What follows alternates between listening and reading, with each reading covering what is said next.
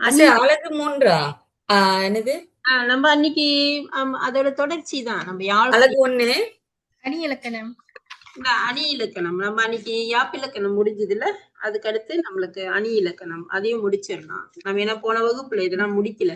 பேச்சு எத்தனை அணி இலக்கணம் அதாவது 3.4 24வது பேஜ் 3.4.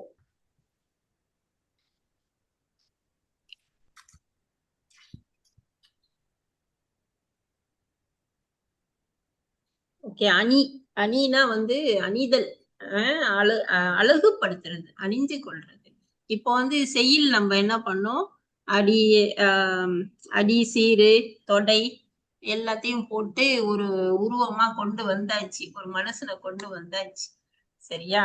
அப்புறம் அந்த ஒரு பாடலை வந்து கொண்டு வந்தாச்சு. இப்ப இது என்னன்னா அதை அழகுபடுத்தணும்ல. இப்ப நம்ம என்னதான் அழகா இருந்தாலும் அதுக்கேத்த மாதிரி ஹேர் ஸ்டைல் செஞ்சு சாரி கட்டி எல்லாம் பண்ணாதானே பார்க்க நல்லா இருக்கும் இல்லையா? அத மாதிரி வந்து அழகுபடுத்துறது. அணினா வந்து அழகுபடுத்துறது. இந்த செயல்களை வந்து அழகுபடுத்துறது. எப்படி அழகுபடுத்துறது? இப்ப நம்மனா வந்து சட்டை போட்டுக்கலாம், நம்ம வந்து மை வச்சுக்கலாம், லிப்டிக் அடிச்சுக்கலாம், எல்லாம் செஞ்சுக்கலாம். பாட்டுக்கு நம்ம வந்து எப்படி அழகுபடுத்துறது? அணி வந்து சொல்லாலையும் பொருளாலையும் தான் நம்ம வந்து அழகுபடுத்த முடியும் இல்லையா? அததான் சாரி மணிக்கணும் ஆசிரியர் மணிக்காசு டிடி 0205 03 03 24 page 24. 0301 தானே? No, T300203. டிடி 0203 இல்ல டிடி 0201 தானே? ஆமா ஆமா ஆமா ஆமா 02 03. ஓகே. 24வது பேஜ்.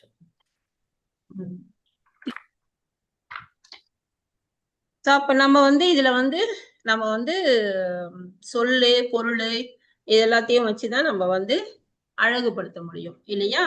அததான் வந்து இப்ப நம்ம வந்து அணி இலக்கணம் அப்படின்னு சொல்லி நம்ம பாக்குறோம். இப்ப இந்த அணி இலக்கணத்தை நம்ம இதுக்கு முந்தி யாரும் இணைஞ்சாலும் இதை ஸ்கிரீன் ஷேர் பண்ணா யாரும் இணைஞ்சா தெரியாது. போனை வச்சுப்போம், மெசேஜ் போடுவாங்க. டீச்சர் லிங்க் யாரு இப்பதான் லிங்க் கேக்குறது? அந்த ஷேர் பண்றீங்களா? ஏன்னா நான் வாட்ஸ்அப் திறந்து இதை திறந்து அந்த பழைய இது ஷேர் பண்ணி விடுங்க யாராவது. உங்களுக்கு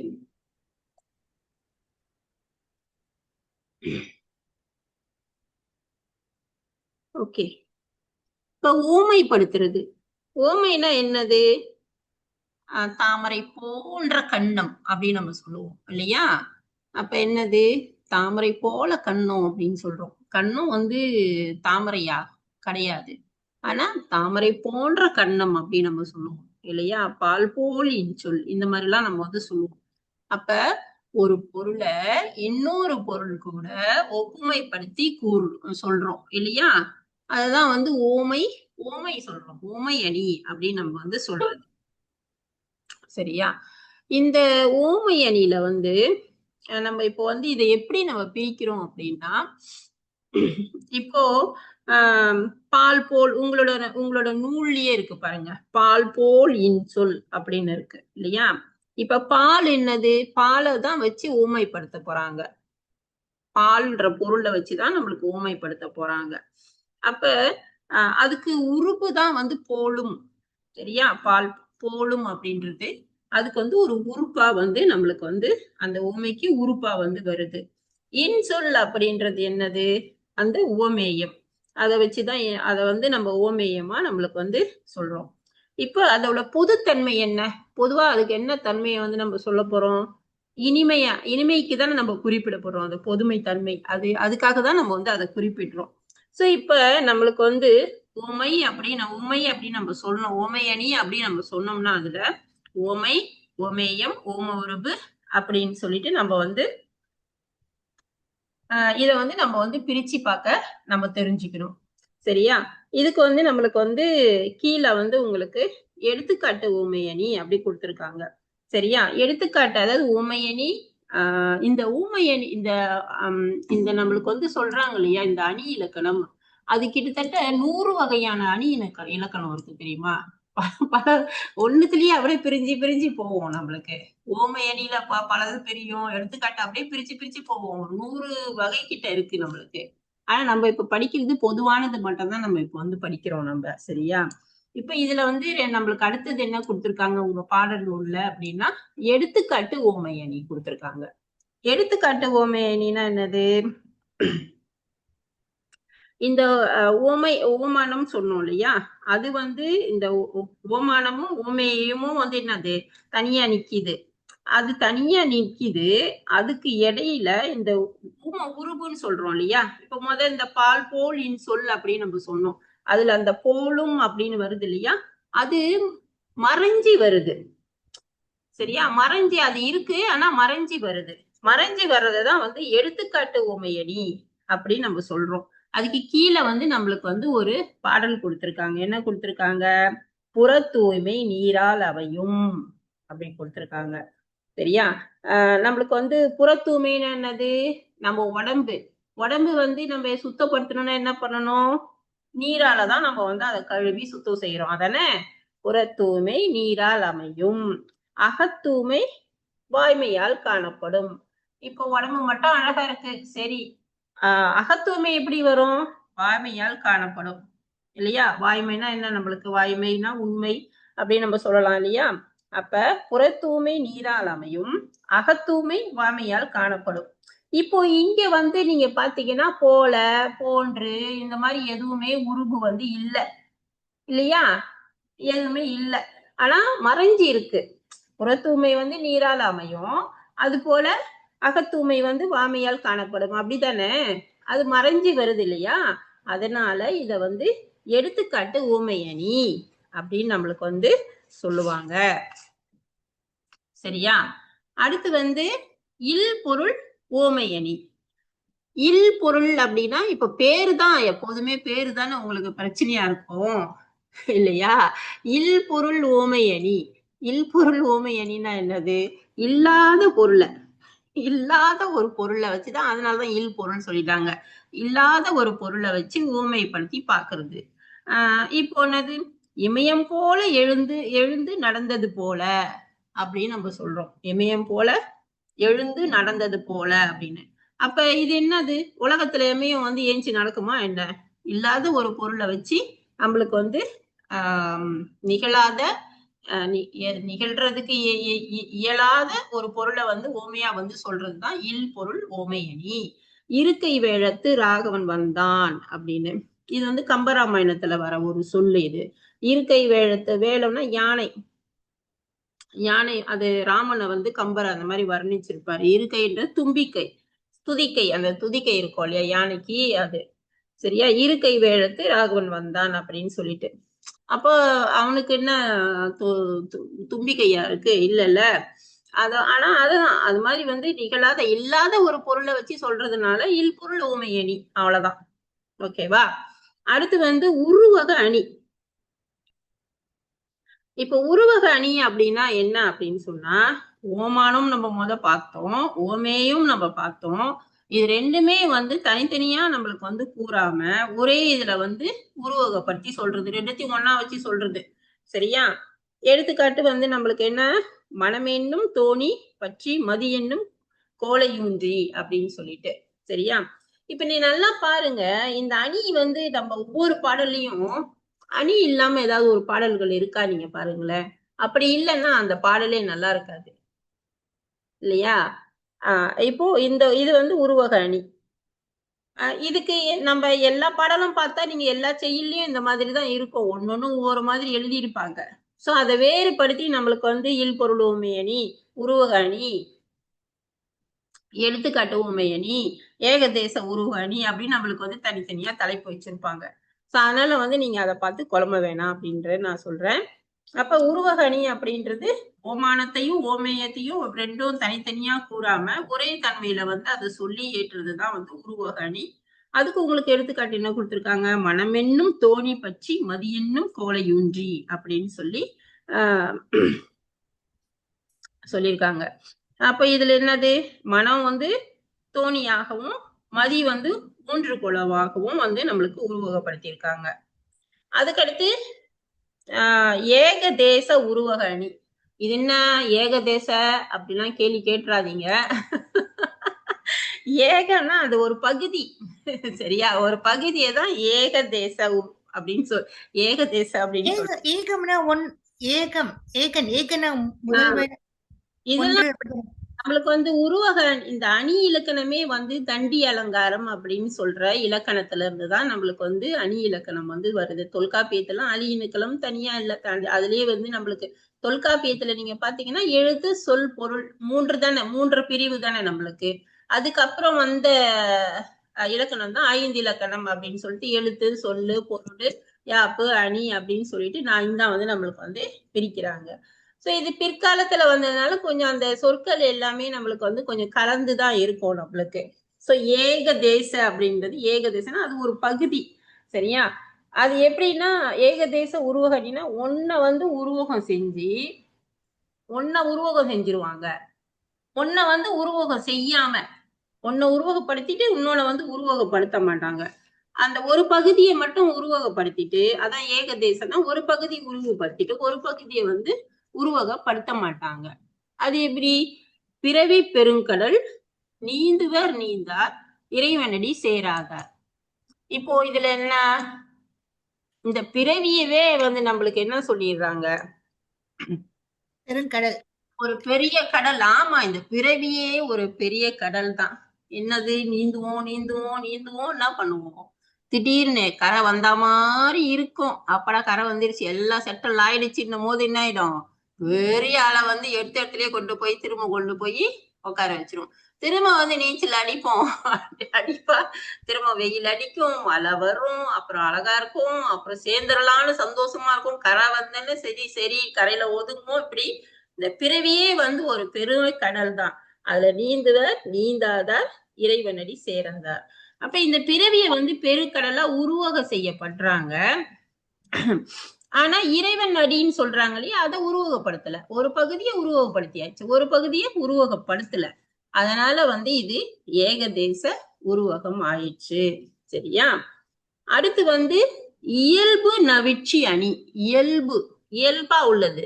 நவிழ்ச்சினா வந்து நம்ம நவிழ்தல் சொல்றோம் இல்லையா, நம்ம வந்து சொல்றது, கூறுதல், வர்ணித்தல், விவரித்தல், இது எல்லாத்தையுமே நவிழ்ச்சின்னு சொல்லுவாங்க. இயல்பா நவிழ்ச்சி அணி, அதான் சொல்றது இயல்பு நவிழ்ச்சி அணி, சரியா?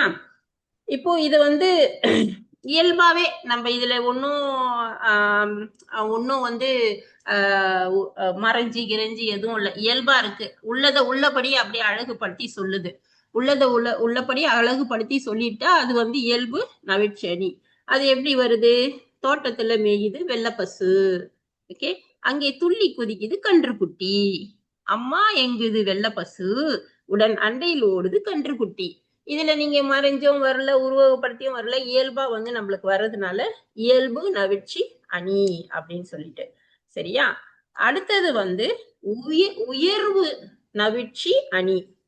உயர்வுனா ஒரு பொருளை வந்து உயர்வுபடுத்துறது, உயர்வா படுத்தி சொல்லி அதை வந்து அழகுபடுத்துற அணி இது. அதனால ஒரு உயர்வு நவிழ்ச்சி அணி அப்படின்னு பேர் வச்சிருக்காங்க, சரியா? அப்ப எப்படி ஒரு பொருளை வந்து உயர்வுபடுத்தி எப்படி சொல்றாங்க, விண்ணை இடிக்கும் தலை இமயம், வானரங்கள் கனி கொடுத்து மந்தியோடு கொஞ்சும், மந்தி சீந்தும் கனிகளுக்கு வான் கவிகள் கெஞ்சும் அப்படின்னு சொல்லிட்டு சொல்றாங்க. இந்த வானரங்கள் வந்து கனி கொடுத்து மந்தியோட கொஞ்சுமா, அது எப்படின்னா அந்த வானரங்கள் தான் அந்த குரங்கு இருக்கு இல்லையா, அது பெண் குரங்குக்கு வந்து கனியை கொடுத்து கொஞ்சுதான். இது வந்து அந்த குற்றால குறவஞ்சியில வந்து நம்மளுக்கு வரும், அது ஒரு அழகுபடுத்தி சொல்ற மாதிரியே வரும். இப்ப இந்த குரங்கு வந்து பெண் குரங்குக்கு வந்து கனி கொடுத்து கொஞ்சுது, சரியா? கொஞ்சும் போது அந்த பெண் மந்தினா அந்த பெண் குரங்கு, அந்த பெண் குரங்கு கிட்ட இருந்து பழத்தை எடுத்து இவர் ஊட்டுறாருல்ல, குரங்கு ஆண் குரங்கு ஊட்டுறாரு இல்லையா, அப்போ வந்து கொஞ்சம் அப்படியே சிந்தோம் இல்லையா, அப்படியே ஊட்டும் போது அப்போ அதை சிந்தும் போது அந்த மந்தி சிந்தும் கனிகளுக்கு, அந்த மந்தி சிந்துற அந்த பழங்களுக்கு எல்லாத்துக்கும் வான்கவிகள் கெஞ்சுமா, வானத்துல இருக்கிற தேவர்கள்லாம் கெஞ்சுவாங்களாம். எப்படி எப்படி அப்ப ஆண் குரங்கு வந்து பழத்தை வந்து பெண் குரங்குக்கு ஊட்டும். அந்த பெண் குரங்கு வாயில இருந்து கொஞ்சம் அப்படியே கீழே உழுவுது. அந்த அந்த பழத்தெல்லாம் குடுன்னு சொல்லி வானத்துல இருக்க தேவர்கள் வந்து கெஞ்சுவாங்களாம். சோ இது வந்து எப்படி ரொம்ப உயர்வா வந்து ஒரு உயர்வு படுத்தி அந்த இது வந்து அவங்களோட அந்த குற்றால குறவஞ்சில பாத்தீங்கன்னா அந்த இடத்த பத்தி அந்த மலை வளர்ந்தெல்லாம் பத்தி அவங்க சொல்லும் போது இவ்வளவு உயர்த்தி சொல்லுவாங்க நம்மளுக்கு. அதனால வந்து உயர்வா சொல்றதுனால உயர்வு நான் வெற்றி அணி அப்படின்னு சொல்லிட்டு சரியா. அடுத்தது வந்து இதுவும் தலைவலிக்குதான் என்ன, ஒண்ணுமே புரியலையா என்ன, யாப்பு இலக்கணம் மாதிரி? இல்லைங்க சரியா. இதுல எடுத்துக்காட்டு வந்து விண்ணை இடிக்கும் தலை இமயம் அது வேற. அப்ப 2 3 வந்து சேர்ந்து வருதுங்களோ? நினைச்சா தனித்தனியா ஒவ்வொரு வாக்கியம் நினைச்சேன். இல்ல இல்ல இல்ல, அது ஒரே பாடல். அவங்க ஏன் 1 2 அது அந்த இதை சொல்லி அந்த பொருள் உங்களுக்கு எடுத்து சொல்றதுக்காக அந்த மாதிரி போட்டிருக்காங்க. அப்படின்னா 2வது 3வது ஒரே ஒரே பாடல் தான், ஒரே பாடல். ஒரே பாடல். Okay okay okay. அடுத்து வந்து வேற்றுமை அணி. வேற்றுமை அணி அப்படின்னா என்ன அப்படின்னு சொன்னா, 2 பொருள்களுக்கு இடையில உள்ள 2 பொருள் இருக்கு, 2 பொருளுக்கும் இடையில வந்து உள்ள ஒற்றுமையை கூறி அதுக்கப்புறமா வந்து வேற்றுமைப்படுத்துறது. சரியா? அதுதான் வந்து வேற்றுமை அணின்னு சொல்லி. இப்ப அத வந்து நம்மளுக்கு திருக்குறள் இது நம்ம இப்ப படிக்கிறது எல்லாமே சினிமா பாட்டுலயும் இருக்கு தெரியுமா. ஒரு நாள் வந்து நம்ம கருத்தருங்க என்ன வைக்கலாம்னா, இந்த அணி இலக்கணம் வந்து ஏகதேச உருவக அணி எல்லா அணியும் வந்து தமிழ் பாடல்கள் இருக்கு இல்லையா, அதுல எப்படிலாம் குறிப்பிட்டிருக்காங்கன்னு நம்ம ஒரு கருத்தரங்கு மாதிரி நம்மள எல்லாம் சேர்ந்து ஒரு நாள் வைக்கலாம். நிறைய நல்லா இருக்கும். அது அந்த மாதிரினா மாணவர்களுக்கும் கொஞ்சம் அந்த இலக்கணத்தையும் படிச்ச மாதிரி இருக்கும், கொஞ்சம் ஆர்வமாவும் இருக்கும் இல்லையா. சரி, இந்த வேற்றுமை அணி 2 பொருளை வந்து எப்படி சொல்றாங்க அப்படின்னு சொன்னா, அப்புறம் வேறுபடு 2 பேருக்கு இருக்க ஒற்றுமையை கூறிட்டு அப்புறம் வந்து வேற்றுமைப்படுத்துவது. அதாவது தீயினால் சுட்ட புண் உள்ளாரும் ஆறாதே, நாவினால் சுட்டவடு.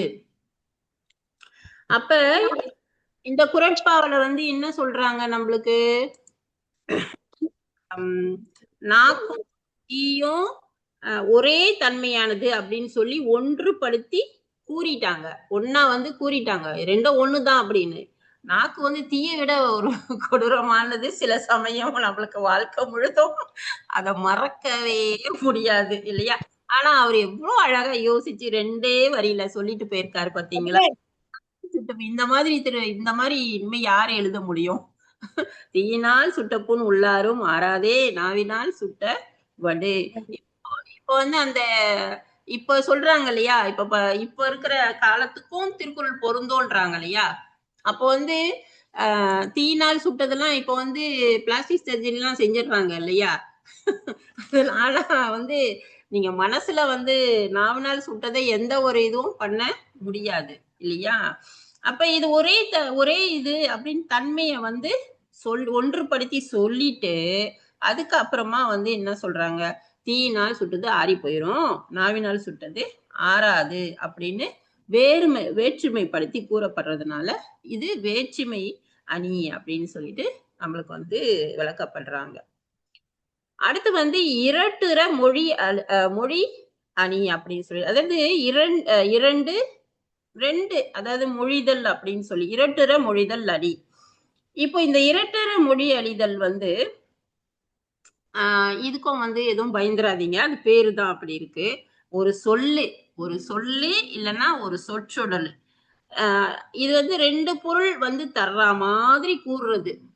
அதுதான் ரெண்டு இரட்டுற மொழி அணிதல் அப்படின்னு சொல்லிட்டு நம்மளுக்கு வந்து சொல்லுவாங்க.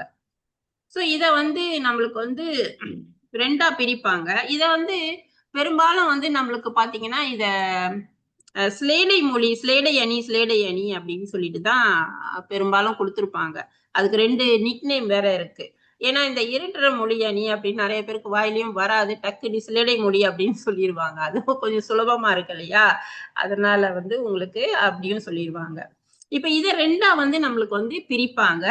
செம்மொழி சிலேடை, பிரிமொழி சிலேடை அப்படின்னு சொல்லிட்டு 2 வகையா பிரிப்பாங்க. செம்மொழி சிலேடை அப்படின்னா ஒரு சொல்ல எடுத்துப்பாங்க, ஒரு சொல்ல அப்படியே எடுத்து வச்சிட்டு அதுல வந்து ரெண்டு பொருளை வந்து சொல்றது, அதுதான் வந்து செம்மொழி. ஒரு சொல்ல எடுத்துட்டு அதை வந்து ரெண்டு பொருளை அந்த ஒரு சொல்லையே வந்து ரெண்டு பொருளா காணுவாங்க. அதை வந்து செம்மொழி சிலேடைன்னு சொல்லுவாங்க. அதுக்கு உதாரணம் நம்ம பார்க்கலாம். பிரிமொழி சிலேடை அப்படின்றது வந்து ஒரு சொல்ல எடுத்துக்கிட்டு பிரிச்சு ரெண்டு பொருள் காண்றது, அத வந்து பிரிமொழி சிலேடை அப்படின்னு சொல்லிட்டு சொல்லுவாங்க. சரியா? இப்போ வந்து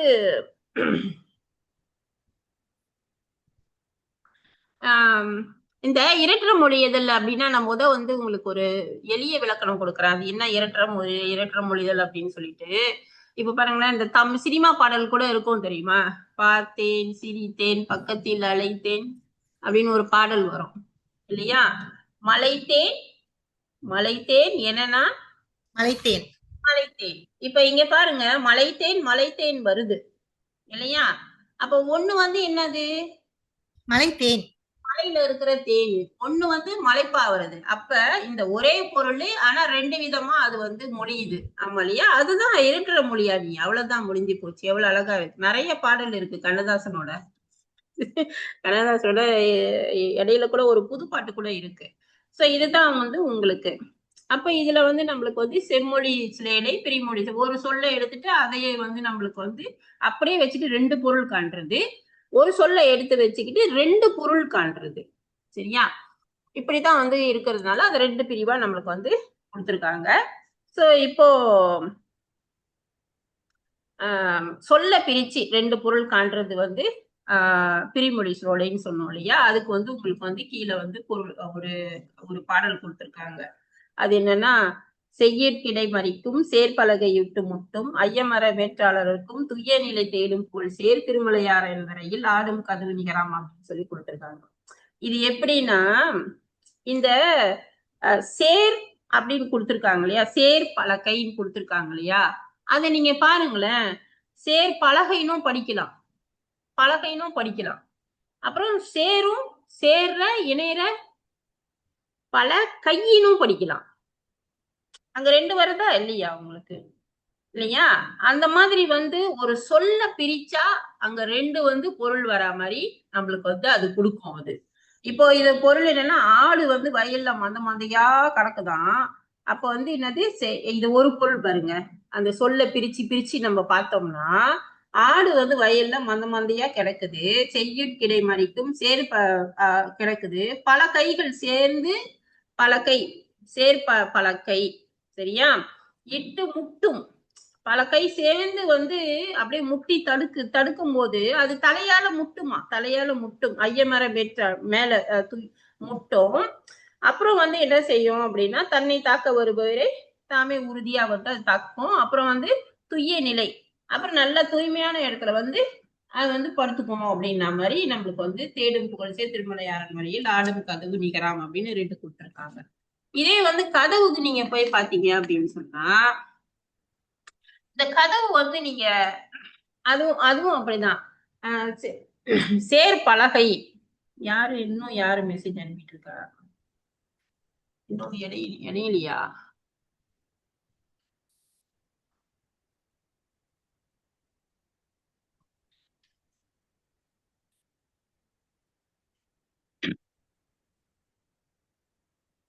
இது கதவுன்னு அப்படின்னாக்கா நம்மளுக்கு வந்து வீட்டுல ரெண்டு கதவு வந்து தடுத்து மூடும்.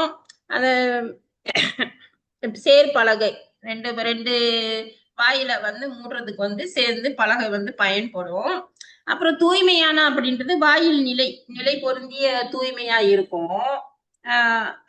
அப்புறம் வந்து நல்லா பொருந்தி இருக்கிறதுக்கு தாப்பால் வந்து செறிவா இருக்கும், மேல்தாள் தாப்பால் அப்படின்ற மாதிரி நம்மளுக்கு வந்து அந்த சொல்கள்ல வந்து பிரிக்கும் போது அந்த மாதிரி பொருள் கொடுக்கும். இது ரொம்ப இன்னும் எளிமையா சொல்லணும்னா எப்படி சொல்லலாம் அப்படின்னா, இப்ப பாருங்களேன், ஒரு புலவர் வராரு செம்மொழியில. இப்ப இதெல்லாம் நம்மளுக்கு வந்து பேச்சு வழக்குல இல்ல, ஆனா பாடல்கள்ல தான் இருக்கும் நம்மளுக்கு. ஒரு புலவர் வராரு, புலவரே வாரும் இரும்படி புலவரே, இது காலமேக புலவர் தான் ரொம்ப இந்த பாடல்கள்லாம் பாடியிருப்பாரு. புலவரே வாரும் இரும்படியும் அப்படின்னு சொல்றாரு. புலவரே வாரும் இரும்படியும் அப்படின்னு சொல்றாரு. இதுக்கு பொருள் என்ன? புலவரே வாரும் இரும்படியும் அப்படின்னு சொல்றாரு. உங்களுக்கு தெரிஞ்ச பொருள் சொல்லுங்க பாக்குறேன். புலவரே வாரும் இரும்படியும். இரும்பு அடிக்கிறது. இரும்பு அடிக்கிறது. வேற என்ன பொருள் வரலாம் அதுல? புலவரே வாரும் இரும்படியும். இருந்து படிங்கன்னு சொல்றது. படிங்கன்னு சொல்றது. புலவரே வாரும் இரும்படியும். எழுதிக்கோங்களேன். புலவரே வாரும் அது எளிய நடை. இந்த மாதிரி பெரிய செயலா இருக்கிறதுக்கு இந்த மாதிரி சில படிச்சுக்கிட்டீங்கன்னா சரியா இருக்கும். புலவரே வாரும் இரும்படியும்.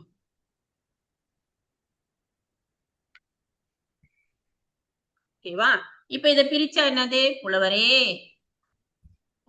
வருக நீவீர் அமரும் படியும் அப்படின்னு வரும். பிரிச்சு பொருள் சொல்லணும்னா இப்படிதான் வரும். புலவரே வாங்க, அமருங்க, படிங்க.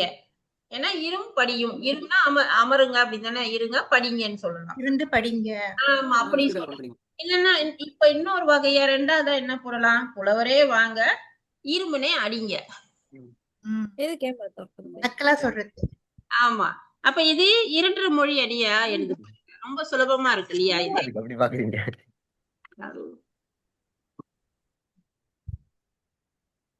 ஓகேவா? சரி, அடுத்து வந்து பிரிது மொழிதல் அணி. இது இந்த பேரை பார்த்தோம் பயந்துராதீங்க. தான் சொல்ல வந்த கருத்தை நேரடியா சொல்லாம, சரியா, ஒண்ணுத்த சொல்லி பிரிதொன்ற கூறி வலியுறுத்துறது. தான் சொல்ல வந்தது நேரா சொல்ல மாட்டாங்க, சரியா? சொல்றது. மறைமுகமா இல்ல, இது மறைமுகம் சொல்லல, வேற ஒண்ணு சொல்லி புரிய வலியுறுத்துறது, சரியா? வேற ஒண்ணு சொல்லி வலியுறுத்துறது. இப்ப இது பாருங்க, பீலி பெய், இது மறைதல் கிடையாது, வேற ஒண்ணு சொல்லி வலியுறுத்துறது, சரியா? பீலி பெய் சாக்காடும் அச்சிரும் அப்பண்டம் சால மிகுத்து பெரியன் அப்படின்னு சொல்லி சொல்றாரு. இந்த மயில் இறகு இருக்கு இல்லையா, அத வண்டியில எடுத்து வச்சோம் அப்படின்னா மயில் இறகு எப்படி இருக்கும்? வண்டி போய் அது சாய்ஞ்சிருமா? மயில் இறகு எடுத்து வச்சா சாய்ஞ்சிருமா? சாயாது தானே. ஏன்னா மயில் இறகு ரொம்ப லேசானது தானே. அதை எடுத்து வச்சோம்னா எப்படி வண்டி சாய போகுது? ஆனா நிறைய எடுத்து வச்சோம் அப்படின்னா என்ன ஆகும்? அது மயில் இறகு தான், லேசானதுதான். ஆனா அளவுக்கு மீறி எடுத்து வைக்கும் போது அது வெயிட் ஆயிடும். அது வெயிட் ஆகி சாயறதுக்கு வழி இருக்கும் அப்படின்னு. அப்ப இதுதான் வந்து ஒண்ணு சொல்லி இன்னொருத்த வந்து சொல்றது. அதாவது ஒரு வலிமை அறியாம நீங்க வந்து இதுதான் அப்படின்னு சொல்லிட்டு நீங்க செயல்பட்டீங்க அப்படின்னா அது வந்து துன்பம் தரும் அப்படின்னு சொல்லி ஒண்ணுத்த சொல்லி நம்மளுக்கு வந்து அந்த துன்பத்தை வந்து வலிமை அறியாம நீங்க எதுவும் செய்யாதீங்கன்னு வலியுறுத்துறதுக்கு இன்னொருத்த சொல்லி நம்மளுக்கு வந்து வலியுறுத்துறாரு புலவர், சரியா? அடுத்தது ரொம்ப சுலபமானது, நிரல் நிறை அணி. சரியா? நிரல் நிறை அணி அப்படின்னா வரிசையா நிரல்லா நிக்குது, வரிசையா அழகா வந்து நிறுத்தி வச்சா மாதிரி அழகா வந்துட்டு அழகா போகுது, அவ்வளவுதான் நிரல் நிறை அணி. இப்ப இங்க என்னாவது? அன்பும் அறனும் உடைத்தாயின் இல்வாழ்க்கை பண்பும் பயனும் அது. இங்க என்ன? மேல அன்பும் அறனும், கீழே என்னது? பண்பும் பயனும். அப்ப இங்க நிரல்லா அழகா அடுக்கி வச்ச மாதிரி நல்லா நிரல் நிறை அணி, அவ்வளவுதான், சரியா? வந்து அது விளக்கத்தை கொடுத்துட்டு போயிடுது, அவ்வளவுதான். அப்புறம் வந்து வேற்றுமை பொருள் வைப்பு அணி, சரியா? அதுலயே இருக்கு உங்களுக்கு பொருள். புலவர்கள் வந்து சிறப்பாய் எதையாவது சொல்லணும், சரியா? ஆனா சொல்லணும், அதை சொல்ல வரும்போது உலகத்துல எல்லாருக்கும் தெரிஞ்ச ஏதாவது ஒரு பொருளை வச்சுதான் வந்து சொல்லணும், அப்பதானே அவங்களுக்கு விளங்கும். அதனால வந்து என்ன சொல்றாங்க அப்படின்னா அததான் வந்து வேற்றுமை பொருள் வைப்பு அணி. வேற ஒரு பொருளை வச்சு, உலகத்துல இருக்க தெரிஞ்ச பொருளை வச்சு சொல்றது. இப்போ வானரம் மழைதனில் நனைய தூக்கணம் தானூரின் நெறி சொல்ல தாண்டி பெய்த்திடும் நாணமும் கல்வியும் நவீன்ற நூல்களும் ஈனர் குறைந்திடில் இடரத்தாகுமே அப்படின்னு. சோ இது பொருள் என்னன்னா, மரத்துல வந்து ஒரு குரங்கு, சரியா? ஒரு குரங்கு என்ன செய்யுது? மரத்துல ஏறி, மரத்துல மழை பெய்யுது, செமையா மழை பெய்யுது, குரங்கு போய் மரத்துல உட்காந்துட்டு இருக்குது.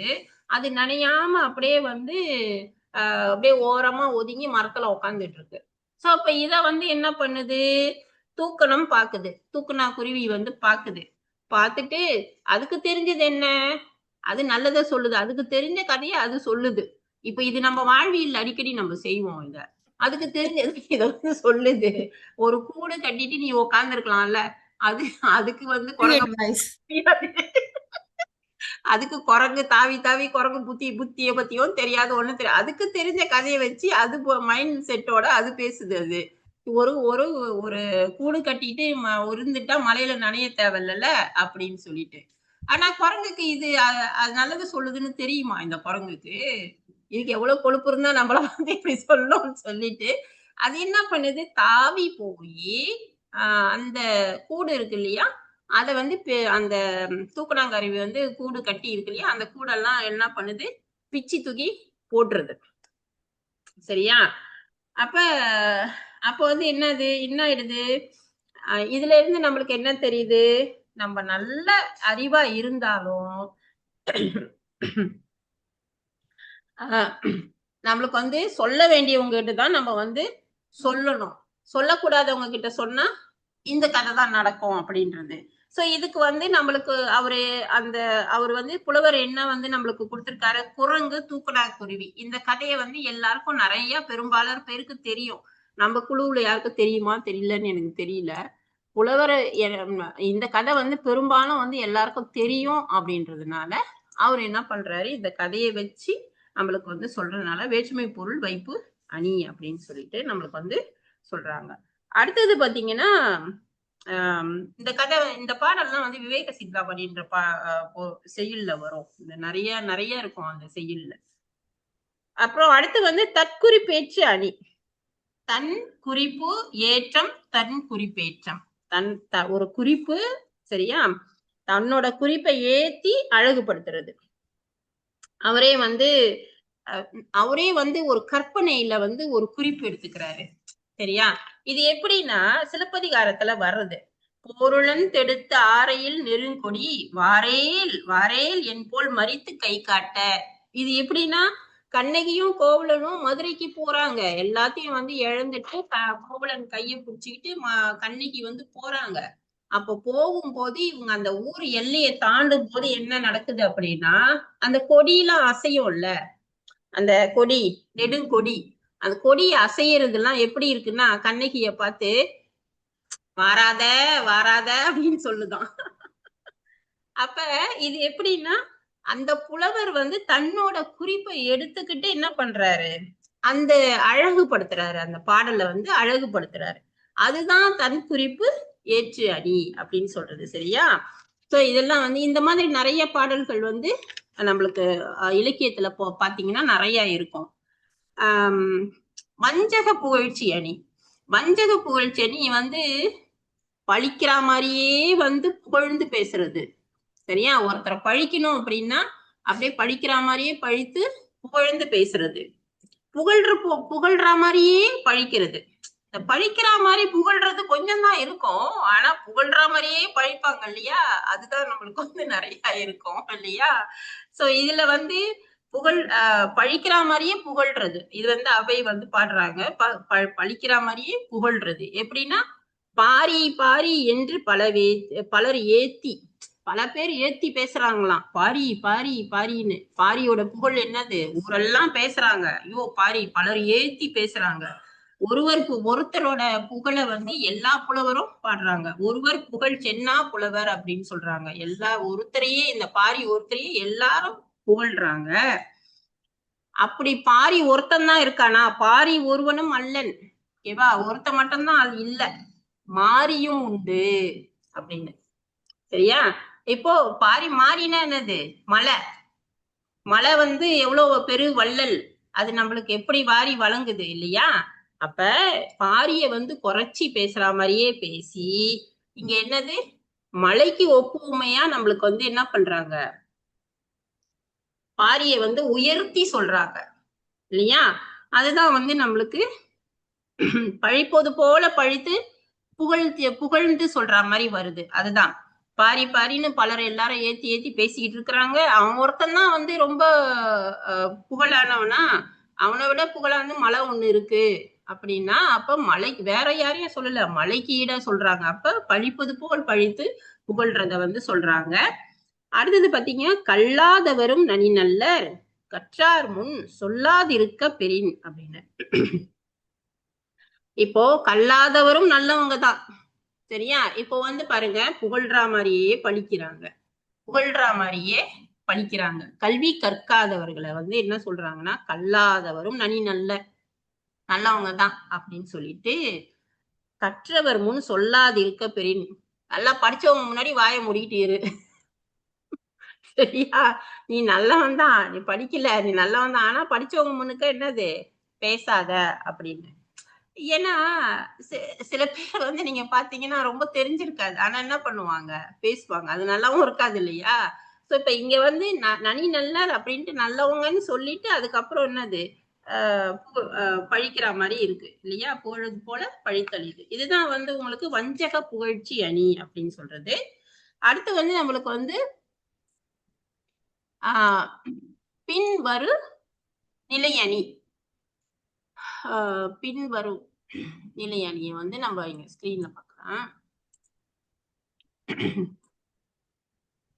பின்வரு நிலை அணியை வந்து நம்மளுக்கு வந்து 3 வகையா வந்து பிரிப்பாங்க. எப்படின்னா, சொல் வந்து பின்வரு நிலை அணி அப்படின்னு வச்சுக்கோங்க. ஒரு சொல், பொருள், சொற்பொருள், சரியா? 3 சொல்லு, பொருள், சொல், பொருள், சரியா? 3 சப்ஜெக்ட்.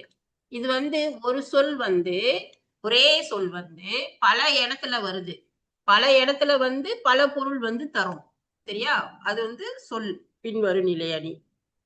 பல சொற்கள் வந்து பல சொற்கள் ஆனா ஒரே பொருளை வந்து தரும், அதுதான் பொருள் பின்வரு நிலை அணி அப்படின்னு சொல்றது. அதுக்கப்புறம் சொற்பொருள் பின்வரு நிலை அப்படின்னா, ஒரு சொல்லு பல முறை வந்து ஒரே பொருளை வந்து தந்துட்டு போயிடும், சரியா? இதுதான் வந்து சொற்பொருள் பின்வரு நிலை அணி. என்ன ஆளை விட்டுருங்கன்னு சொல்லாதீங்க, ஆனா நம்மளுக்கு செய்யல இதெல்லாம் அழகழகா நம்மளுக்கு வந்து கொடுத்திருப்பாங்க, சரியா? இதுல நீங்க பாத்தீங்கன்னா நம்மளுக்கு வந்து சொல் பின்வரு நிலை அணியை வந்து நம்மளுக்கு வந்து கொடுத்திருக்காங்க. பாருங்க, ஒரு சொல் வருது பாருங்க நம்மளுக்கு, பொருள் அல்லவரை பொருளாக செய்யும் பொருள் அல்லது இல்லை பொருள், சரியா? இப்ப இங்க பொருள் வந்து என்னது, ஒரு சொல்லு பல இடத்துல அது வருது, ஆனா பல பொருளை வந்து நம்மளுக்கு வந்து தருது, சரியா? பொருள் அப்படின்னு ஒரு சொல்லுதான், அது பல இடத்துல வருது, பல பொருளை தருது. என்ன மாதிரி பல பொருளை தருது? மதிப்பு தருது, செல்வம், பொருள், 3 மாதிரி குறிப்பிடுது. பொருள் அல்லவரை பொருள் இல்லாதவரை, சரியா? பொருளாக செய்யும் பொருள் அல்லது இல்லை பொருள் அப்படின்னு சொல்லிட்டு 3 விதமா நம்மளுக்கு வந்து கொடுக்குது. அடுத்து வந்து பொருள் பின்வரு நிலை அணி அப்படின்றது, பல சொற்கள் வந்து வருது, பல சொற்கள் வந்து வருது, ஆனா ஒரே பொருளை வந்து தருது. பல சொற்கள் வந்து ஒரே பொருளை தருது.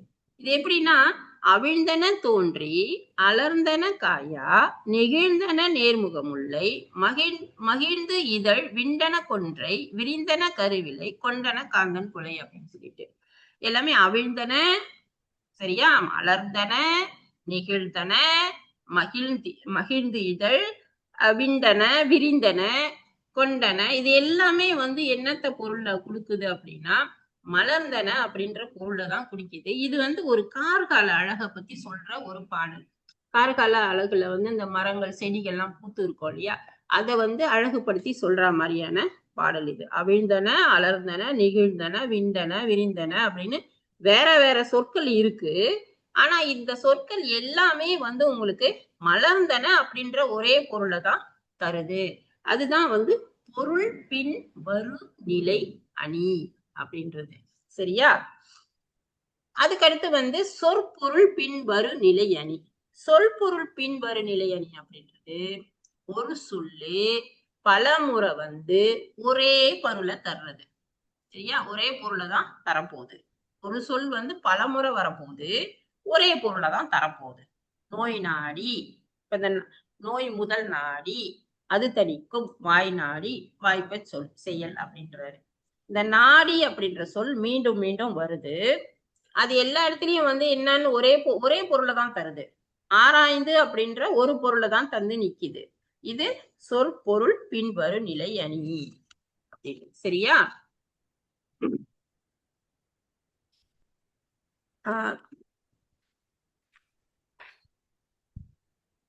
ஓகே, அடுத்து வந்து இந்த சொல்லாட்சி பிறழ்வுகள் அப்படின்னு சொல்லிட்டு, அதுவும் வந்து இப்ப நம்மளுக்கு இதுதானே பெரும் பிரச்சனையா இருக்கு இல்லையா? நம்ம வந்து மொழிய வந்து திறம்பட நம்ம கையை ஆள்றோம். ஆனாலும் நம்மளுக்கு என்ன ஆயிடுது, பொருந்தாத சொல்லாட்சி, வேற்று சொல்லாட்சி, இது அப்படின்னு சொல்லிட்டு நம்மளுக்கு 2 வகையாவே நம்மளுக்கு வந்து பிரிச்சிருக்காங்க. நம்மளுக்கு நம்ம ஏற்கனவே நிறைய படிச்சிருக்கோம். இந்த மொழியில வந்து சொல்லாட்சிகள்லாம் எவ்வளவு வந்து தாறுமாறா இருக்கு அப்படின்னு சொல்லிட்டு.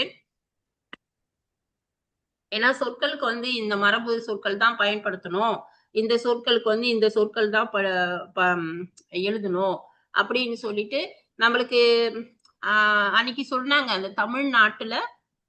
தமிழ்நாட்டுல வந்து இந்த கேள்வித்தாள் வரும் இல்லையா, அந்த எக்ஸாமுக்கு கேள்வித்தாள் வரும்ல, அந்த கேள்வித்தாளே பிழையா இருந்துச்சு அப்படின்னு சொல்லிட்டு எல்லாம் சொல்லிட்டு பேசிட்டு இருந்தாங்க. சோ அந்த அளவுல வந்து நம்மளுக்கு வந்து இப்போ சிக்கல் ஏற்படுது. சரியா? இப்போ இந்த பொருள் பாகுபாடு வந்து நம்மளுக்கு இங்க வந்து கொடுத்திருப்பாங்க. ஒரு பொருளை தரா மாதிரிதான் இருக்கும் நம்மளுக்கு. ஆனா அந்த ஒரு பொருளே அது தருமானா இல்ல. அந்த மாதிரி நம்ம அந்த வாக்கியங்கள்லாம் எழுதும் போது இத வந்து நம்ம அன்னைக்கு கூட ஒரு ஆளை பத்தி நம்ம கமெண்ட் அடிச்சிட்டு இருந்தோம்ல, அழுத்தி அழுத்தி பேசுவாரு, அது பேசுவாரு, இது பேசுவாருன்னு. அவரெல்லாம் வந்து இந்த மாதிரி கோளாறெல்லாம் ரொம்ப பண்ணுவாரு. நம்மளுக்கு அதுதான் வந்து நம்மளுக்கு வந்து பொருள் பாகுபாடு அப்படின்றது. சரியா? இப்போ அவன் சொன்னான், அவன் பேசினான், அவன் கூறினான். அவன் சொன்னான், அவன் பேசினான், அவன் கூறினான் அப்படின்னா, ஒரு தகவலை வந்து அவன் தெரிவிக்கிறான்ற மாதிரி வாக்கியம் வந்துச்சுன்னா அவன் சொன்னான் அப்படின்னு சொல்லி நம்ம சிறுகதையா இருக்கட்டும், கட்டுரையா இருக்கட்டும், எதுவா இருந்தாலும் நம்ம வந்து அவன் சொன்னான் அப்படின்னு தான் நம்ம வந்து அவன் சொன்னான், அவன் சொன்னாள் அப்படின்னு சொல்லிட்டு நம்ம போடலாம். இப்போ உரையாடுற மாதிரியே இருக்கு. இப்போ அவன் அந்த மாதிரி அவன் பேசினான். இப்போ ஒரு சிறுகதை எழுதுறாங்க. அந்த சிறுகதை அந்த பத்திரிகையில எல்லாம் சிறுகதை கொடுத்தாங்கன்னா முன்ன வந்து அதெல்லாம் திருத்துவாங்க. அந்த ப்ரூஃப் ரீடிங்க்குன்னு ஒரு கூட்டமே இருக்கும். அதுங்கெல்லாம் பழுத்த பழங்களா இருக்குங்க.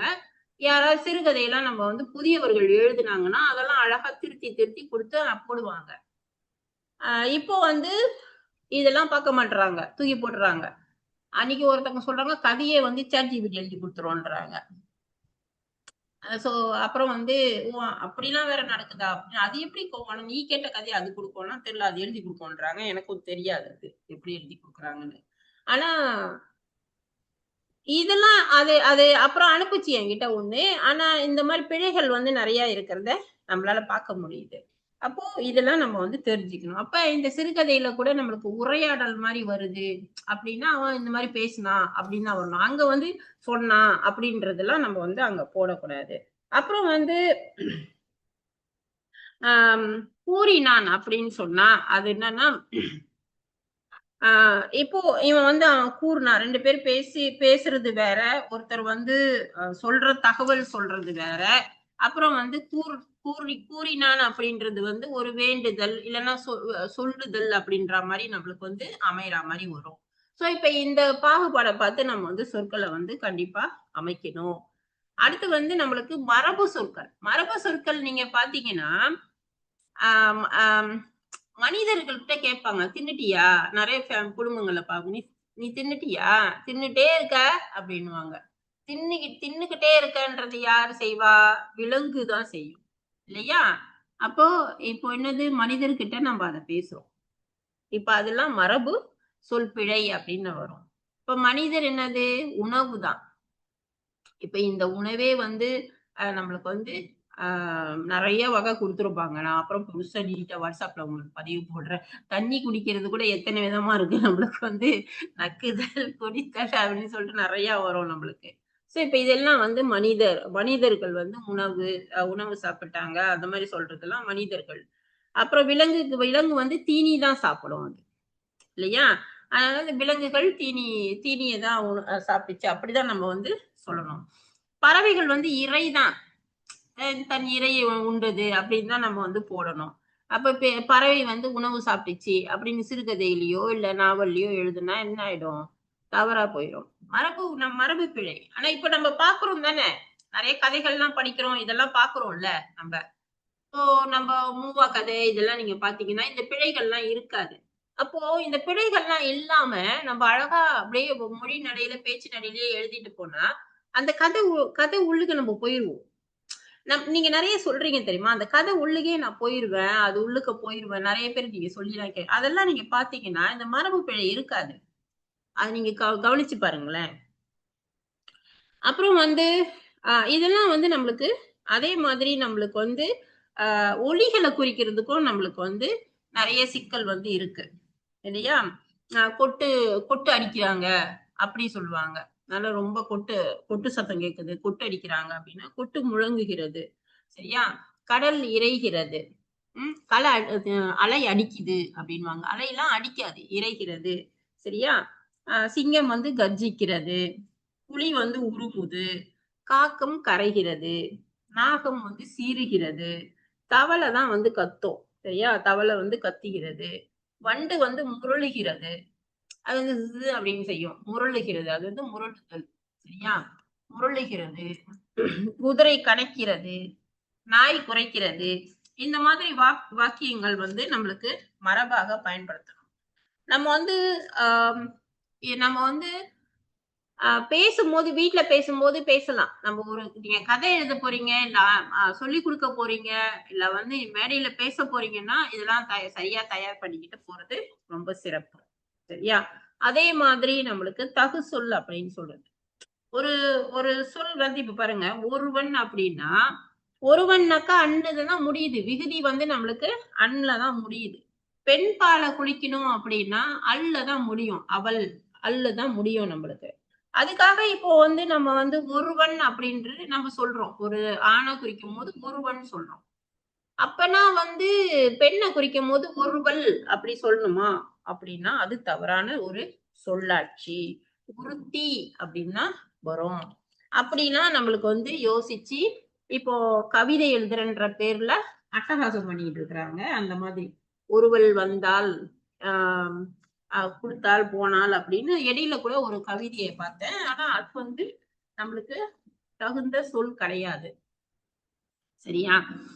அப்புறம் வந்து அவள் சிறுவள், அவள் அந்த இங்க உங்களுக்கு அடுத்து அட்டவணை மாதிரி கொடுத்துருக்காங்க. இந்த தண்ணீர்கள் அப்படிலாம் வராது. சரியா? தண்ணீர்கள் வேற இருக்கா? அதான் தண்ணீர்கள் அப்படிலாம் வராது. நன்றிகள்.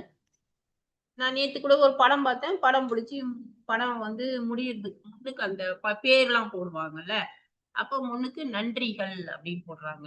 நன்றிகள்லாம் வராது, நன்றி தான் வரும். நட்புக்கள். அப்புறம் வந்து மகன்கள் மகள்கள் எல்லாம் போடுறாங்கல்ல இந்த திருமண பத்திரிகை அதெல்லாம் அந்த மாதிரி போடக்கூடாது. அவைகளை அப்படிலாம் வராது, அவற்றை அப்படின்னு தான் வரும். அதெல்லாம் முறையான ஒரு சொல்லாட்சி நம்மளுக்கு. சரியா?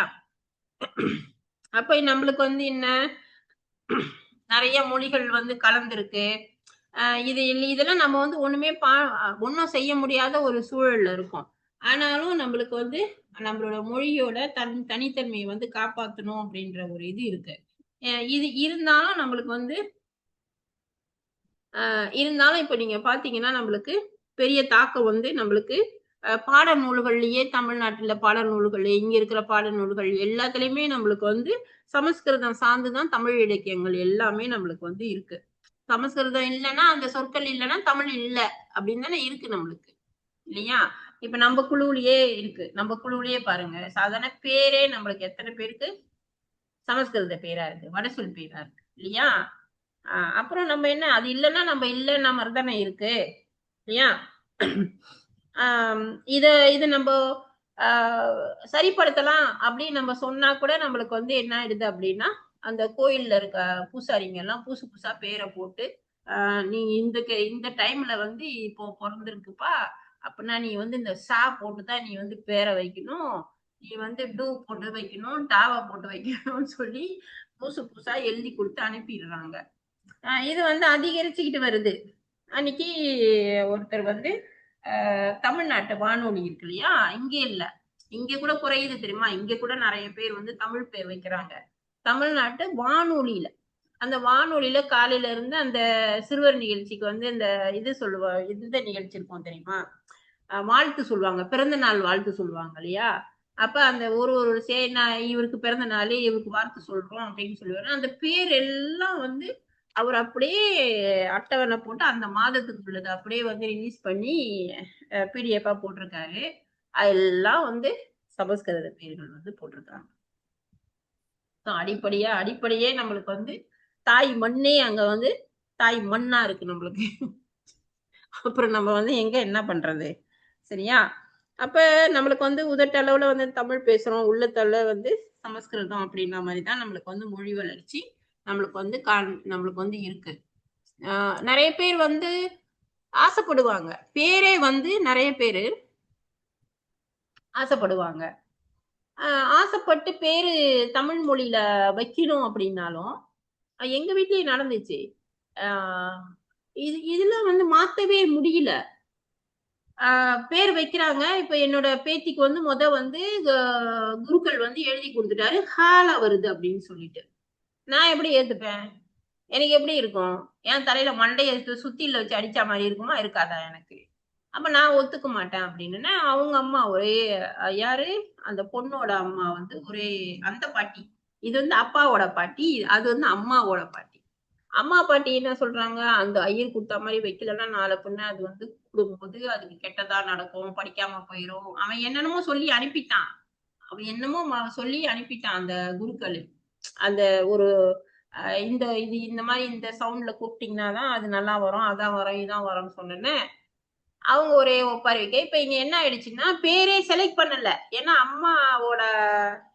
அப்பாவோட அம்மா ஒரு தமிழ்ல வைக்கணும், அம்மாவோட அம்மா வந்து சமஸ்கிருதத்துல வைக்கணும்ட்டு. சரியா? அப்ப கடைசியில வந்து என்ன சொல்லிட்டாங்கன்னா, இது வந்து நான் எங்கன்னா யாராவது ஒருத்தர் விட்டு கொடுத்துருங்க, இல்லைன்னா வந்து எங்கன்னா நான் காணா போயிடுவேன், வெளிநாட்டுக்கு ஓடிடுவேன்னு சொல்லிட்டான். போய் தொலைங்கன்னு சொல்லிட்டு அப்புறம் வச்சாங்க. அப்புறம் 2வது பிள்ளைக்குதான் வந்து யாழினி அப்படின்னு சொல்லி வச்சாங்க. இப்ப பாருங்க, ஒரு பேரு தான் வைக்கிறோம் நம்ம, அதுக்கு எவ்வளவு சிக்கல் வருது பாத்தீங்களா? அப்ப இங்க யார் வேலை செய்யறா? சமஸ்கிருத சார்ந்து இந்த ஐயருங்க எல்லாம் என்ன செய்யறாங்க? கும்பி அடிச்சுட்டு இருக்காங்க. நம்ம ஒரு பக்கம் பரப்புரை செஞ்சுட்டு இருக்கிறோம், நம்ம வீட்டுக்கே ஆப்பு வைக்கிறாங்க. அப்ப மத்தவங்க இப்ப நம்ம படிச்சு நம்ம இவ்வளவு தெளிவாயி நம்மளுக்கே வைக்கிறாங்கன்னா, அந்த பொண்ணு பெத்தவோட அம்மா வந்து என்னன்னா அவங்க தமிழாசிரியர். அப்ப சாதாரண இருக்கவங்க எல்லாம் எப்படி இருக்கும்? சோ அப்ப இந்த தனித்தன்மை காத்தல் அப்படின்னு ஒரு வரியில சொல்லிடுறோம், நடைமுறையில எவ்வளவு பெரிய சிக்கல்லாம் நம்மளுக்கு வந்து ஏற்படுவது அப்படின்றத வந்து அவ்வளவு சிக்கல் இருக்கு. பயம், அந்த குருக்கள் வந்து எழுதி கொடுத்துட்டாரு அப்படின்னா இதை தாண்டி நம்ம செஞ்சா நம்ம பிள்ளைக்கு வந்து ஏதாவது நடந்துருமோ அப்படின்ற ஒரு பயம் வந்து வருது. இதுல இருந்தெல்லாம் நம்ம வந்து காப்பாத்தி எப்படி தமிழ் மொழியை கொண்டு வர போறோம் அப்படின்றதுதான் நமக்கு வந்து ஒரு இதா இருக்கு. அப்புறம் வந்து இதனாலதான் நம்மளுக்கு வந்து இந்த சமஸ்கிருதத்தை வந்து நம்ம எதிர்க்கிறது, அப்புறம் வந்து இதெல்லாம் செய்யக்கூடாது நம்ம சொல்றது. இப்போ வந்து சமஸ்கிருதத்து மேல வந்து எந்த வெறுப்பு நம்மளுக்கு கிடையாது. இப்ப ஆங்கில மொழி மேல வெறுப்பு கிடையாது. ஆனா நம்ம வந்து என்ன பண்ணக்கூடாது, கலக்கக்கூடாது இல்லையா? ஒரு மொழியில வந்து இன்னொரு மொழியே இப்போ இருக்கு. இப்போ சோறு இருக்கு, கல் இருக்கு, இல்ல அரிசி இருக்கு, அரிசி இருக்குது, பருப்பு இருக்கு. அரிசி வந்து அரிசி பெருமையில இருக்கு, பருப்பு வந்து பருப்பு பெருமையில இருக்கு. ரெண்டுத்தையும் ஒன்னா போட்டு ஆக்கினா எப்படி இருக்கும் சொல்லுங்க? நல்லா இருக்காது தானே? அப்ப நம்ம அததான் சொல்றோம். நம்ம சமஸ்கிருதம் இருக்குது, தமிழ் இருக்கு, அது வேலையை அது செய்யட்டும், அதை போட்டு கலக்காதீங்க. ஏன்னா நிறைய சொற்கள் நம்மளுக்கு வந்து எல்லாம் கலந்து போச்சு. இனிமேலாவது நம்ம பேர் வைக்கிறது எல்லாமே வந்து அது எவ்வளவு முக்கியம் அப்படின்றத நம்ம பாக்குறோம். நம்ம பாருங்க, 2000 வருடம் 3000 வருடத்துக்கு முன்னுக்கெல்லாம் நம்மளுக்கு வந்து அந்த மண் ஓடுகள் இதெல்லாம் வந்து நம்மளுக்கு வந்து கண்டுபிடிச்சு நம்ம மதுரை கிட்ட எல்லாம் ஆதிச்சநல்லூர் இங்கெல்லாம் இருந்து நம்மளுக்கு தோண்டி எடுத்து நம்மளுக்கு வந்து கொடுத்துருக்காங்க. இதெல்லாம் கிட்டத்தட்ட வந்து 10,000 ஆண்டுகளுக்கு முன்னது அப்படிலாம் சொல்லி கொடுக்குறாங்க. இதெல்லாம் தமிழர்களோட அப்படின்னு சொல்லி நம்மளுக்கு எப்படி தெரியுது அப்படின்னா, அந்த மண் ஓட்டுல தமிழ் பேர்ல தமிழ்ல எழுதியிருக்கு எழுத்து. தமிழ் பேர் வந்து எழுதியிருக்கு. அப்போ இந்த பேர் வந்து ஒருவேளை அந்த காலகட்டத்திலேயே தமிழர்கள் எல்லாருமே சமஸ்கிருதத்துல வந்து கலந்திருந்து பேரெல்லாம் சமஸ்கிருதத்திலேயே எழுதி பேரெல்லாம் வச்சிருந்தாங்க. நம்மள மாதிரி வச்சிருந்தாங்கனாக்கா, இப்போ நம்ம வரலாறு எப்படி படிப்போம்? சமஸ்கிருதத்தை அப்பெல்லாம் இருந்திருக்கு. சமஸ்கிருதக்காரங்க தான் அந்த மண்ணுல வாழ்ந்திருக்காங்க. அதனாலதான் அந்த அந்த ஓடு பேர் எல்லாம் அப்படி இருக்கு. அப்படித்தானே நம்ம படிப்போம். அப்போ ஆமா. பேர் வைக்கிறது எவ்வளவு முக்கியமா இருக்கு. நம்மளோட போலயே நாளைக்கு நம்ம மண்ணோட போனாலும் அது எவனா கண்டுபிடிச்சு அது வரலாறையே திருப்புது இல்லையா? சோ அதுதான் நிறைய வந்து சிக்கல்கள் வந்து இதுல ஏற்படுது. அதுக்காக தான் தமிழ் சான்றோர் பெருமக்கள் எல்லாம் தலையால அடிச்சுக்கிறாங்க. சோ வரலாறு, நிலநூலு இதெல்லாம் நம்ம பயன்பாட்டுல இருந்துச்சு. இப்போ சரித்திரம், பூகோளம்னு சொல்லி பாடநூல்களுக்கு பேர் வச்சிருக்காங்க. அதோட நம்மளுக்கு விட்டோமா நம்ம கவர்னர், கலெக்டர் இப்படிதான் நம்மளுக்கு வந்து சொற்கள் வந்து போயிட்டு இருக்கு. சோ இதெல்லாம் நம்மளுக்கு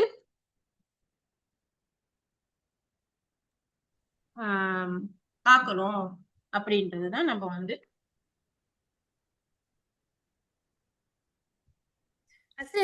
சமஸ்கிருதத்துக்கு எழுத்து வடிவம் இருக்கா? இருக்குதே. அதுதான் அவனுங்க வச்சிருக்கானுங்கல்ல. ஒரு 6 எழுத்தோ என்னத்தையோ வச்சிருக்கானுங்க. ஓ இல்ல அது ஆனா வந்து சமஸ்கிருத எழுத்து வந்து தேவகிரி எழுத்துல இருந்து தொடர்ச்சி. இப்போ நம்ம வந்து தமிழ் எழுத்து சொல்றோம். தமிழ் எழுத்துல இருந்துதான் தெலுங்கு வந்துச்சு, மலையாளம் வந்துச்சு. அது வந்து தாய் மொழி வந்து தமிழ். அதுல இருந்து பிரிஞ்சு வந்துச்சு நம்ம சொல்றோம் இல்லையா?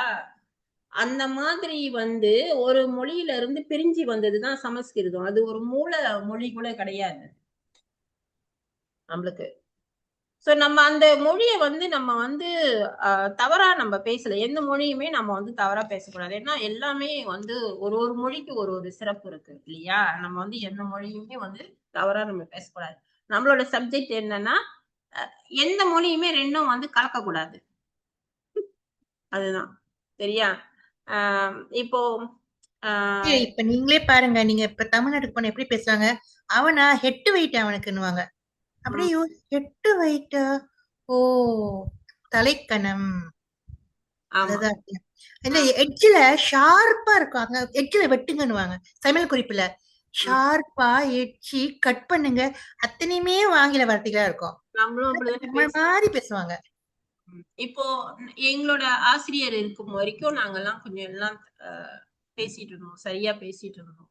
அதுக்கப்புறம் அதே மாதிரி பேசும்போது அப்போ வீட்டுல வந்து என்கிட்ட சொன்னாங்க, அம்மா நீங்க ரொம்ப தமிழ்ல தான் இருக்கீங்கன்னு காட்டிக்க வேணாம். நீங்க என்னமோ ரொம்ப காட்டிக்கிட்டு நீங்க தான் வந்து தமிழை வளர்த்து நீங்க தான் பண்ற மாதிரி ரொம்ப காட்டிக்கிட்டு என்னமோ பண்ணிட்டு இருக்கீங்க. சோ நம்ம வீட்டுல இருக்கிறதுங்களே நம்மளுக்கு வந்து என்ன பண்ணுதுங்க? இல்லாத பேச்செல்லாம் அறிவுரை சொல்றாங்க. நீங்க வந்து சாதாரணமா பேசுங்க எப்பயும் போல அப்படின்னு. சாதாரணமா எங்களுக்கு வந்து பேசக்கூட அது மாதிரியான அப்போ எங்களுக்கு அந்த குழு இருந்துச்சு. அவரெல்லாம் வந்து எல்லா சொற்களுமே தமிழ் சொற்கள் தான். அழகா பேசுவாரு தமிழ. ஆங்கிலத்திலயும் புலமை. ஆங்கிலம் பேசும்போதும் சரி, எந்த கலப்பும் இல்லாம ஆங்கிலத்தை நல்லா பேசுவாரு. தமிழ பேசும்போது ஆங்கிலத்தையோ இல்ல எந்த மொழியும் கலக்காம அழகா பேசுவாரு. சோ அதுதான் வந்து அவர் சொல்லுவாரு. போயிட்டு வந்து பில்லோ எடுத்துட்டு வா சொல்லாதீங்க. தலையணைன்னு எடுத்துட்டு வாங்க. ஃபேனை போடுன்னா அவருக்கு சொல்ல மாட்டாரு. காற்றாடிய வந்து தொடங்க அந்த மாதிரி வந்து அழகா சொல்லுவாரு. அது எந்த ஒரு வித்தியாசமா இருக்காது எங்களுக்கு.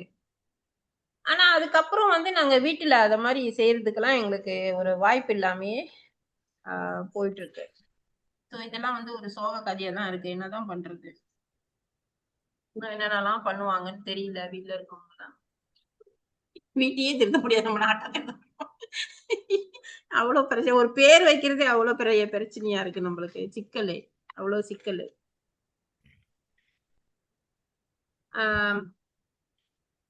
அடுத்து நம்ம இதெல்லாம் நம்ம படிச்சுட்டோம் போல இருக்கு. மரபு சொற்கள்லாம் நம்ம அன்னைக்கு நம்ம படிச்சுட்டோம். நம்ம தானே இந்த 4வது பாடம்லாம் நம்ம படிச்சுட்டோம்னு நினைக்கிறேன் இல்லையா? காய்களோட இளமை பெயர்களு, இலையோட இல்லையா? இலையோட பெயர் படிச்சோம் நம்ம. அப்புறம் விலங்குகள்லாம் தங்குறது, பறவை தங்குறது, கூட்டத்தை குறிக்கிறது, இதெல்லாம் நம்ம வந்து படிச்சுட்டோம். இதுக்கு முன்னே நம்ம வந்து சோ இப்ப இந்த இணைத்தொடர்கள் தான் வந்து நம்ம ஆஹ் இணைத்தொடர்கள் தான் நம்மளுக்கு வந்து சுசிலா வந்து கேட்டிருக்காங்க. இப்ப இந்த இணைத்தொடர்கள் தான் நம்ம தனியா ஒரு பாடமா நம்ம வந்து நடத்தலாம். சரியா? அவங்களுக்கு அப்பதான் ஏன்னா தேவைப்படுது அப்படின்றாங்க. இதுல வந்து கொஞ்சம் தான் கொடுத்திருக்காங்க. ஆனா அந்த எனவே, ஆகவே, ஆதலால் இதெல்லாம் இருக்கு இல்லையா? சோ இப்ப அதெல்லாம் சேர்த்து நம்ம வந்து அடுத்த வார வகுப்புல வந்து நம்மளுக்கு வந்து அல்ல, இந்த வாக்கிய அமைப்பு இதெல்லாம் சொல்லலாம். ஏன்னா இப்போ அந்த தொல்காப்பிய வகுப்புல எல்லா வகுப்புலயுமே இப்ப வந்து என்ன செய்யறோம் அப்படின்னா ஒரு சப்ஜெக்ட் மட்டும்தான் நடத்துறோம். எல்லாத்தையும் ஒரே டைம் நடத்தினா அவங்களுக்கு வந்து புரியல யாருக்கும். அதனால வந்து டைம் சீக்கிரமா முடிஞ்சா கூட ஒரு சப்ஜெக்ட மட்டும் நடத்திட்டு முடிக்கிறோம் இப்ப.